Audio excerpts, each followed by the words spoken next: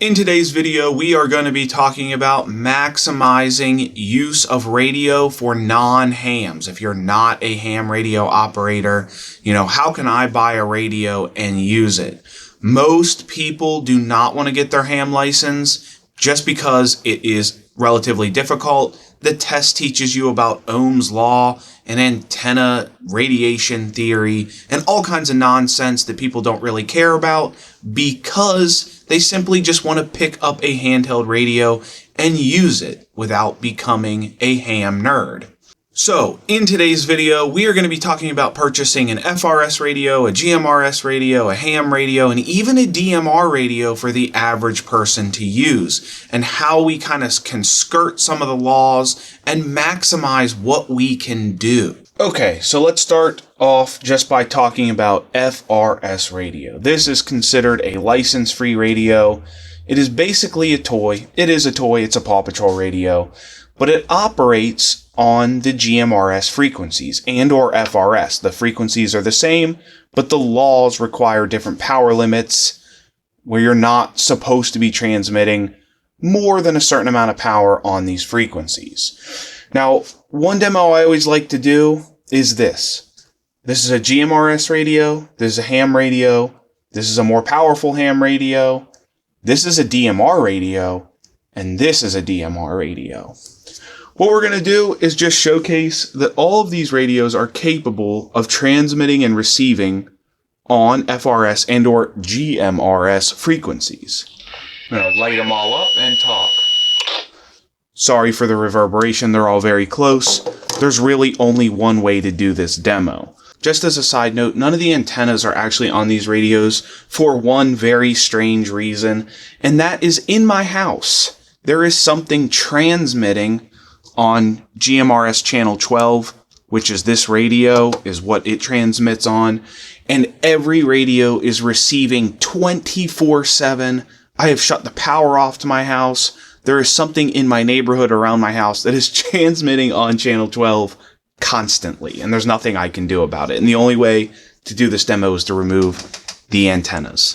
Okay, so back to FRS radios. This is basically a kid's toy. Whether it looks like this or one of the bubble packs from Walmart, they all have very similar range, and that's going to be about 500 feet. Now, some people are going to say, oh, if you're standing on top of something, you can get a little bit more.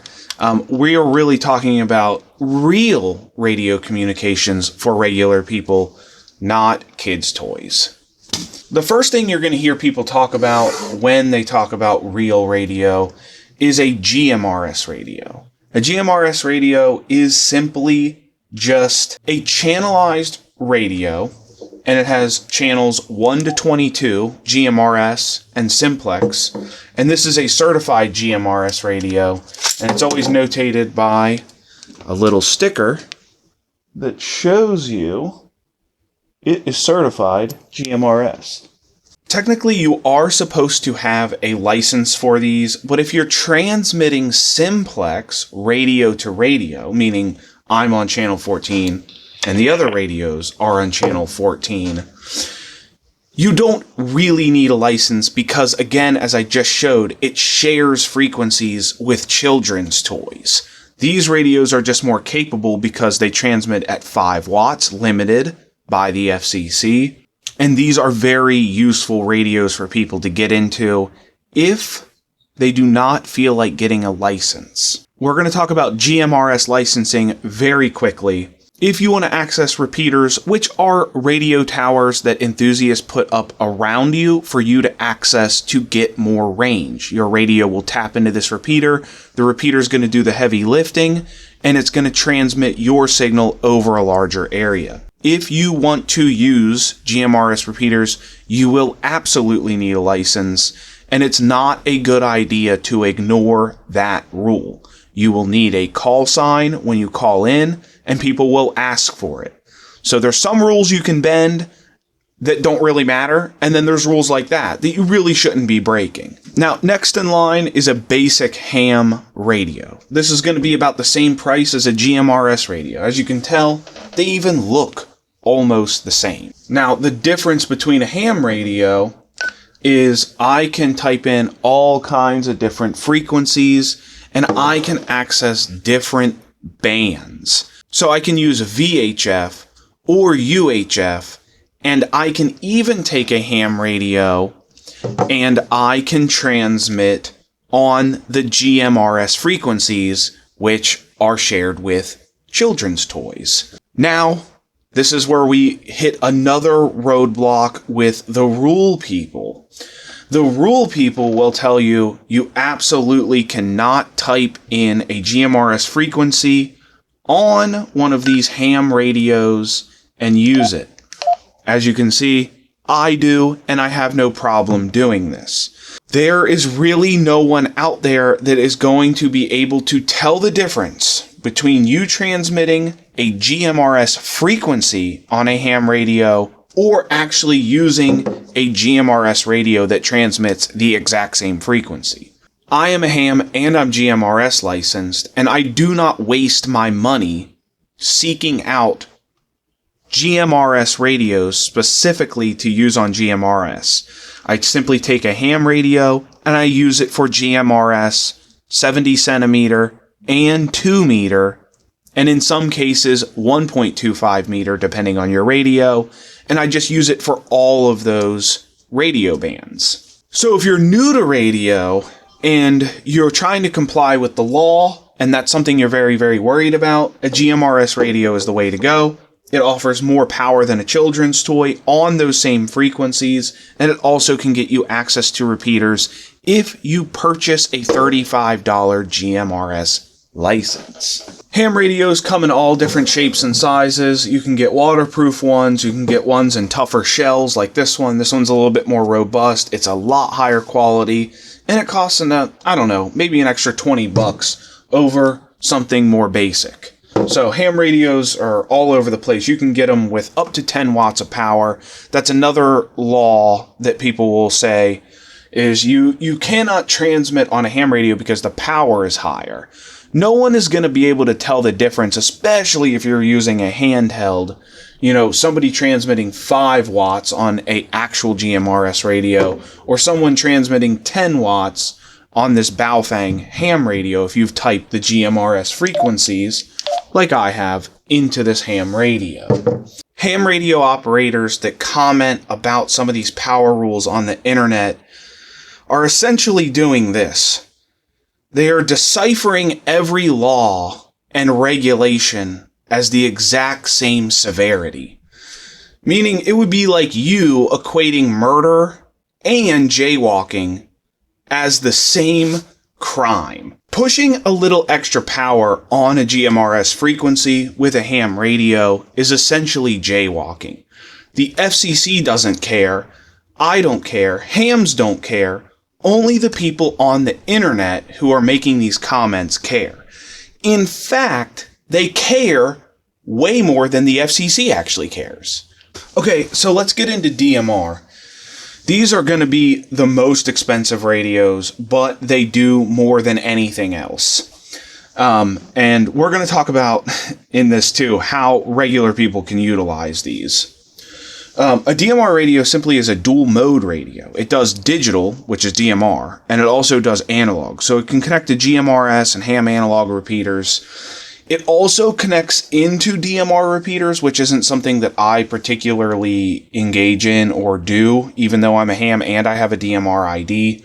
I don't particularly care for DMR repeaters because a lot of them run through the internet. Now, that's a misconception just in itself. There is a local talk groups that you connect to that would utilize that digital repeater just like an analog repeater, and it wouldn't go through the internet.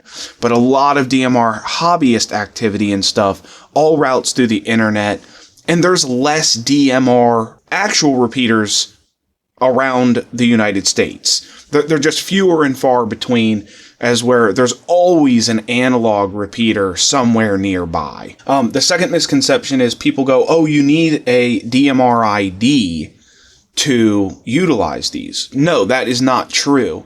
The radio just needs to be ID, meaning you can make up any ID you want. These radios have a made-up ID, and even though I have a real DMR ID, These just have a made-up DMR ID in them so they can both talk to each other. And we'll demonstrate that now really quick. I just got to make sure I get on the same channel. This is, you can see the information coming through. This is radio 6, and it's 1002. Sorry, I know I'm getting some reverberation off that, but I just want to show that off. So that is the way that works. And no, these are not using internet to communicate with each other. They're just transmitting a digital signal. I talked about this before in some of my other videos. We tell people, if you're going to do encryption, use a ham frequency even if you're not a ham. Now, I know the rule people are going to freak out about that. You're not jumping on repeaters. You're not bothering anybody. You're also inside of a talk group. I've showed this before. Unless you have the same talk group on the same channel programmed into both radios, other people really aren't going to see anything or hear anything coming through your radio. DMR digital signals need to have the same information programmed into each other to communicate with each other. Now, there is some weirdos out there that are claiming that they sit around and scan in open scan mode, and on this radio you can do digital monitor. So if I were to hit scan all frequencies on that, I would actually be hearing everyone talking in their own talk groups if I was nearby and I could pick up their signal. Why you would be doing that, I don't know. But it is possible on these radios. I actually have another video discussing more of this in detail with more demos, how those talk groups work and stuff. I'll put that up on the screen here. Let's talk about, finally, how a regular person would be using something like this. One big thing that I tell people can be done, again, it's skirting a rule because these are not GMRS radios, is to enter all the GMRS digital frequencies into a DMR radio. Now, why would you do that? I'm going to talk about two different rules here that you really shouldn't be breaking. Do not put those in your radio and then transmit GMRS digital frequencies. Do not key up on a GMRS digital frequency. It's not allowed, and if you continually do it in the same area, I think some attention will be brought to you. Now, what are they for then? The GMRS digital signals in here can be used for texting. Let's go channel 2. I think I have this channel 2. And I have them in the same talk group and everything. Is GMRS, the radio service itself, allows for digital texting. You can send digital data over GMRS frequencies. This radio is not a type accepted radio, but who is going to know the difference? Nobody. They're just going to see data coming across their airwaves. And you know what? I'm going to show something here. I've done this demo before, but we're going to tune down. I'm going to have these two radios send each other a text message on digital channel 2. This is an analog GMRS repeater, so all these are going to hear the same thing. It's all going to sound the same. Okay, so let's send a text. Let's just send a quick text to this other DMR radio. I'm going to just say, on my way. You're going to see this radio not really hear anything. We're going to send it to TAC. See how that just got fuzz and that got a message? That is all that someone is going to hear. So it doesn't really matter. Again, you're not actually breaking the law sending the data. What you're doing is just bending a rule on type acceptance radios, which, as pointed out before, the FCC doesn't care about. Only weirdos on the internet care about this rule. And there's our text message. So if you are a regular person who is a prepper or you want to get into some cool comms, these are awesome for that. You can legally send data over a text message to each other. So if you're not a ham, you can do this. Now let's talk encryption. Encryption is illegal, but preppers and, people who are into this lifestyle will want encryption. All my radios are encryption capable, and we also sell encryption capable radios. I do not believe it is a good idea to run encryption any more than just a quick test just to make sure your encryption is working. But in the event that you want encryption, it needs to be pre-set up in the radio. And with mine, the way we do it is encryption is just a button hold and then scrolling which predefined encryption you want on that channel. Definitely don't encrypt a GMRS digital channel. And if you're going to do it, I've discussed this before, do it on a ham frequency. You are in a vast ocean of frequencies. Stay off the repeaters when you do this. Pre-program those channels in and use them as emergency channels. So to end that, a DMR radio does everything that a GMRS radio and a ham radio does, plus it does encryption and texting. So this really does do everything. If you want to ignore the type acceptance rules, which we've talked about enough in this video, this does it all. Okay, let's recap some of these rules. Which ones can you bend? Which ones can you ignore? And which ones can you not ignore and you need to follow? The first one is transmitting GMRS frequencies on a ham radio. This one, I think, is not serious at all. I think that everybody does it, including me. If you're a ham and a GMRS user, you're just going to put all those frequencies in one radio. And I think this is not a big deal. I think there's too many people doing it to even come close to even enforcing it.